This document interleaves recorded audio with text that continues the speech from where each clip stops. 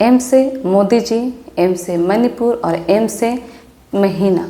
पिछले 13 महीना से मणिपुर जल रहा है और ये वायलेंस 3 मई 2023 को स्टार्ट हुआ था और 3 मई 2024 को 1 साल कंप्लीट हो चुका है और अभी भी ये वायलेंस कंटिन्यू है। 10 जून 2024 को मणिपुर के डिस्ट्रिक्ट जिरीबाम में वापस से अटैक हुआ और ये अटैक वहाँ के सीएम एन बायरन सिंह पे किया गया और इनके साथ में एक पुलिस और ड्राइवर भी इंजर्ड हो गए। ये कितना शर्म की बात है ना। हम क्या इंडिया के अंदर मणिपुर आता है? क्या मणिपुर इंडिया का पार्ट है या नहीं है? और अगर पार्ट है तो क्यों नहीं हमारे देश के प्रधानमंत्री मोदी जी इस वायलेंस को रोक पा रहे हैं? क्या वो नहीं रोकना चाहते हैं? ये सवाल मैं आप लोगों के ऊपर छोड़ती हूँ। क्या मणिपुर की बेटी बहन 140 करोड़ की जनता में शामिल है या नहीं है? वहाँ की तमाम जनता अपने घर से बेघर हो गए। कितने लोगों की जान चली गई, कितने मासूम बच्चे अपने माता पिता अपने भाई से बिछड़ गए। क्या ये परिवार का हिस्सा मणिपुर इंडिया के अंदर आता है या नहीं आता है? अब 1 साल से मणिपुर शांति की राह देख रहा है। उसके पहले 10 साल शांत रहा। पुराना गन कल्चर समाप्त हो गया ऐसा लगा और अचानक जो कलह वहां पर उपज गया या उपजाया गया, उसकी आग में अभी तक जल रहा है, त्राही त्राही कर रहा है। कौन उस पर ध्यान देगा? प्राथमिकता देके उसका विचार करना ये कर्तव्य है। रिपोर्ट के अकॉर्डिंग 200 के आसपास लोगों की जान चली गई। वहाँ पे 4000 से भी ज़्यादा लोगों का घर जल गया और इन सब के साथ साथ में रिलीजियस स्ट्रक्चर, चर्च और टेम्पल दोनों को भी नुकसान पहुंचाया गया। 250 के लगभग चर्च और 130 के लगभग वहां के मंदिर को भी नुकसान और जलाया गया। और इन सब के दौरान 1 साल में मोदी जी का टोटल विजिट 162 हुआ और 162 में वो अब्रोड भी गए 14 बार। और जब मणिपुर जलना शुरू हुआ, जब वहाँ पे वायलेंस स्टार्ट हुआ 3 मई 2023 को, उस समय मोदी जी हमारे देश के प्रधानमंत्री कर्नाटका इलेक्शन कैंपेन में बिजी थे और इस 1 साल के अंदर वहाँ पे वो 8 बार विजिट किए कर्नाटका, 10 बार गुजरात गए और 17 बार यूपी भी गए। लेकिन मणिपुर उनका विजिट 0 बताया गया है। और इस सब के दौरान वहाँ पे विजिट किए opposition leader, Congress leader Rahul Gandhi 29 जून को मणिपुर गए, वहाँ के लोगों से मिले, वहाँ के लोगों से बात किए। जाना तो वैसे प्रधानमंत्री को भी चाहिए था लेकिन वो नहीं गए क्योंकि वो अपने कैंपेन में बिजी थे, कर्नाटका के कैंपेन में बिजी थे वहाँ पे वो।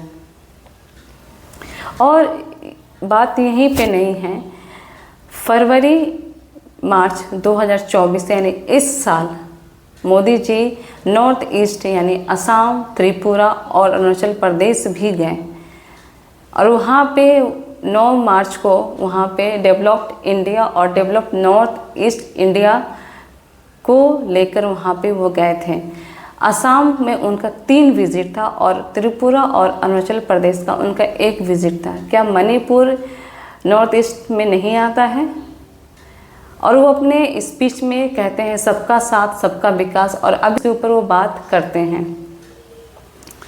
लोकसभा इलेक्शन 2024 में 2 कैंडिडेट मणिपुर का आता है, 2 सीट है मणिपुर और वो दोनों सीट कांग्रेस पार्टी जीत गई। 2019 में यही 2 सीट बीजेपी जीती थी लेकिन इस बार उल्टा हुआ, ये दोनों सीट मणिपुर लोकसभा कांग्रेस जीत गई। क्यों जीत गई? ये सबसे बड़ा एग्जाम्पल है क्योंकि वहाँ पे मोदी जी नहीं गए, वहाँ पे एक बार भी वो विजिट नहीं किए। साथियों, हमारी सरकार सबके लिए, सबका साथ सबका विकास हमारे काम से ही झलकता है। हमें गर्व होता है जब करतारपुर साहिब कॉरिडोर के द्वारा आर्टिकल 370 सेंट्रल गवर्नमेंट यानी बीजेपी की गवर्नमेंट ने हटाया with the help of Indian army इन जम्मू कश्मीर। ये बहुत बड़ी अचीवमेंट है इंडिया के लिए, सभी जनता के लिए, कि आर्टिकल 370 जम्मू एंड कश्मीर से हटाया गया और बहुत पीसफुली हटाया गया। कुछ भी नहीं हुआ क्योंकि आपका पूरा उसमें सपोर्ट था। आपने पूरे एफर्ट से, पूरे ऑनेस्ट वे में ये आर्टिकल 370 को हटाया जम्मू एंड कश्मीर से, और सब कुछ बहुत नॉर्मल तरीके से हो गया। तो फिर ये मणिपुर क्यों नहीं? क्या मणिपुर इंडिया का पार्ट नहीं है? क्या मणिपुर मोदी जी का परिवार नहीं है? क्या वहाँ की जनता का समस्या, मणिपुर का जनता का जो समस्या है, क्या वो मोदी जी के हिस्से में नहीं आता? वो लोग जो अपने देश के प्रधानमंत्री से उम्मीद लगा कर बैठे हैं कि अब वो हमारे मणिपुर में आएंगे, वहाँ के लोगों से बात करेंगे, वहाँ की महिला से, वहाँ के बेटी से बात करेंगे। उस महिला के साथ वहाँ पे क्या क्या हो चुका है ये सभी जानते हैं। वहाँ के बेटियों के साथ कितना गलत हो चुका है ये किसी चीज़ से छुपा नहीं है। और सबसे बड़ी बात तो ये है कि ये बात 1 साल पुरानी है लेकिन ज़रूरी है। 4 मई को जब वहाँ पे 3 महिलाओं के साथ गलत व्यवहार किया गया, उनके साथ बहुत बुरा हुआ। मैं वो वर्ड्स नहीं ले सकती हूँ यहाँ पे, लेकिन उसके बावजूद उस 1 साल के अंदर एक बार भी मणिपुर की उस महिला के बारे में, उस बेटी के बारे में हमारे मोदी जी कुछ नहीं बोले। क्या ये मोदी जी के लिए पॉसिबल नहीं है?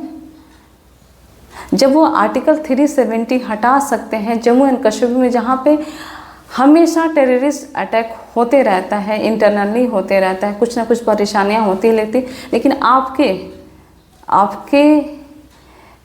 ऑनेस्ट से, अपने पूरे एफर्ट्स डालकर ये आर्टिकल हटाया और बहुत पीसफुली हटाया, और हम बहुत ग्रेटफुल हैं कि सब कुछ बहुत अच्छे से हुआ, बहुत नॉर्मल तरीके से हुआ। तो फिर मणिपुर क्यों नहीं? मणिपुर क्यों नहीं? आखिर सिर्फ 2 दिन लगेगा हमारे प्राइम मिनिस्टर ऑफ इंडिया जो 3rd टाइम बने हैं, वो 2 दिन में मणिपुर के वायलेंस को रोक सकते हैं, बिल्कुल रोक सकते हैं वो। लेकिन वो क्यों नहीं रोक रहे हैं? वहाँ क्यों नहीं जा रहे हैं? उस इशू पे क्यों नहीं बात करते? ना वो जाते हैं, ना वो इशू पे बात करते हैं।